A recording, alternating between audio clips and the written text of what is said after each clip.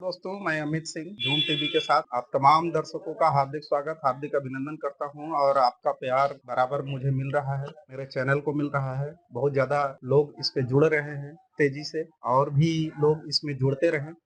मैं आज एक ऐसी बात आप सभी के सामने रखने जा रहा हूँ जो कि स्पेशली छात्र एवं छात्राओं के लिए बहुत ही महत्वपूर्ण है और खासकर बिहार बोर्ड से जुड़े हुए छात्र एवं छात्राएं जो कि अपने एग्जाम की तैयारी कर रहे हैं। उनके एग्जाम्स बहुत जल्दी आने वाले हैं और उन एग्जाम्स की तैयारी करने के लिए उनके लिए कुछ टिप्स है। मैं चाहूंगा कि वो छात्र एवं छात्राएं इसको अवश्य देखें एक बार और कोशिश करें कि इन टिप्स को फॉलो अप करें। 10th और 12th के छात्र एवं छात्राओं का एक नोटिस जारी हो चुका है, उसका टाइम टेबल जारी हो गया है। इंटरमीडिएट के लिए 1 फरवरी से 11 फरवरी 2024 की डेट निर्धारित की गई है, यानी 1 फरवरी से 11 फरवरी तक आपके एग्जाम होंगे इंटरमीडिएट के जो भी छात्र एवं छात्राएं हैं। और 10वीं की 14 फरवरी से 22 फरवरी तक एग्जाम की डेट निर्धारित है, 2024 तक है ये। मैं आज आपको कुछ टिप्स बताने वाला हूं। मैं चाहूंगा कि इसको बहुत ही ध्यान से सुने, समझें और देखें। इन टिप्स को यदि आप फॉलो अप करते हैं तो मुझे लगता है कि आप बेहतर रिजल्ट की उम्मीद कर सकते हैं या बेहतर रिजल्ट आप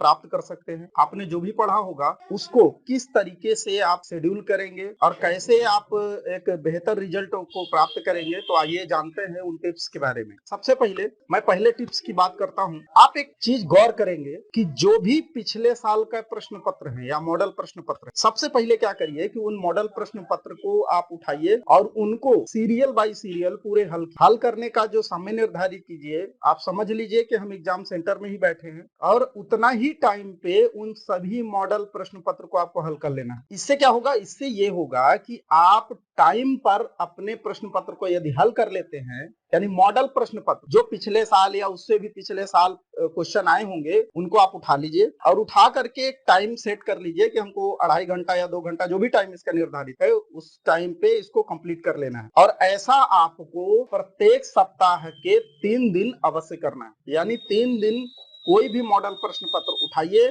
और उसको एग्जाम के 1 महीने पहले, क्योंकि अभी 1 महीने का समय है, अभी पूरा जनवरी है बच रहा है, तो इस जनवरी महीने में आप इसकी प्रैक्टिस कंटिन्यू करें जिससे कि आप बेहतर रिजल्ट प्राप्त कर सकते हैं। जो आपके हर साल कहीं ना कहीं किसी न किसी रूप में, चाहे वो शॉर्ट क्वेश्चन में आवे या दीर्घ उत्तरी क्वेश्चन में आवे, लेकिन वो आते जरूर हैं। उन प्रश्न पत्र को उन क्वेश्चंस को स्पेशली आप तैयार करिए, विस्तृत रूप में एक बार तैयार कीजिए, उसको रिवाइंड करिए और कभी भी आप जब भी क्वेश्चन करने बैठिए तो आप लिखित उसका अवश्य रखें। यानी कहने का मतलब है कि हम याद भी करें लेकिन लिख करके याद करें। इससे क्या होगा? इससे आपका राइटिंग स्किल डेवलप होगा और आप जो लिख करके याद करते हैं वह हमारे इस दिमाग में पूरी तरह से बैठ जाता है। स्ट्रेस कभी ना लें। एग्जाम के 1 महीने पहले बहुत सारे छात्र छात्राएं जो है चिंतित रहते हैं, एग्जाम कैसे होगा कैसे नहीं होगा, बहुत परेशान रहते हैं, बहुत ज्यादा तनाव में रहते हैं, रात रात भर जग जग के पढ़ाई भी करते हैं, 2 घंटे 3 घंटे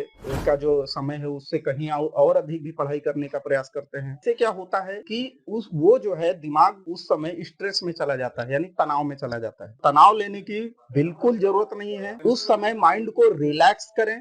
जितना माइंड रिलैक्स होगा उतना बेहतर आप क्वेश्चन हल कर पाएंगे। टाइम टेबल बना ले, ये सबसे इंपॉर्टेंट पॉइंट है। मेरे कहने का तात्पर्य है कि जो सब्जेक्ट हमको पढ़ना है हम उसका एक टाइम टेबल निर्धारित करें, एक सूची बना लें और जहां भी आप बेड पे बिस्तर पे जहां भी आप पढ़ाई करते हैं जो भी टेबल है उस टेबल के पास उसको लगा लें और जब भी पढ़ने बैठे तो आप उस टाइम को ध्यान में रखिए। इतने बजे से इतने बजे तक हमको मैथ पढ़ना है, इतने बजे से इतने बजे तक हमको साइंस पढ़ना है। इस तरह से एक टाइम शेड्यूलिंग कर लें। तो टाइम टेबल बनाना है। अगले पॉइंट पे चलते हैं। सब्जेक्ट के बीच में स्विच करते रहें। एक ही सब्जेक्ट को लेकर नहीं बैठ जाए। मैथ लेके बैठ गए, मैथ आप कर रहे हैं, हल कर रहे हैं और लगातार 1 घंटे 2 घंटे उसी मैथ में ही लगे रहे। नहीं, आपको क्या करना है कि यदि हम एक टाइम निर्धारित किया है कि 1 घंटे हमको जो है मैथ पढ़ना है तो 1 घंटे के बाद उसको स्विच करें। इससे क्या होगा? इससे स्विच करने से आपका जो माइंड है, आपका जो दिमाग है, वह क्या होगा? स्ट्रेस नहीं उसमें आ पाएगा और आप बेहतर ढंग से उस कार्य को कर सकते। और सबसे इंपॉर्टेंट बात है कि नींद पूरी करें। जैसा कि बहुत सारे स्टूडेंट्स को लगता है कि हाँ भाई हमारा जो है हम रात रात भर जग रहे हैं, दिन में सो रहे हैं, तो ऐसा नहीं है। उनको क्या करना होगा कि ज्यादा से ज्यादा नींद लेना होगा, यानी रात जो बनी है वह नींद, और ज्यादातर समय सुबह को ही दे। हम क्या कर सकते हैं, उस चैप्टर को उठा करके आप रखे और उसको आप पढ़ाई कर रहे हैं, तो उसको जब आप पढ़ रहे हैं तो उसमें से कुछ कुछ पॉइंट्स को आप छांटिए और उसमें अपने जो राइटिंग पैड है उस पर आप लिखिए। लिख करके उसका एक बार उस पूरे सब्जेक्ट को यानी पूरे उस टॉपिक को पढ़ लेना है। पढ़ने के बाद क्या करना है कि अब आप उसको रख दीजिए, किताब को बंद करके रख दीजिए। अब आप राइटिंग पैड पे जाइए और जो जो पॉइंट आपने उतारे हैं उन पॉइंट्स को एक बार विचार करिए।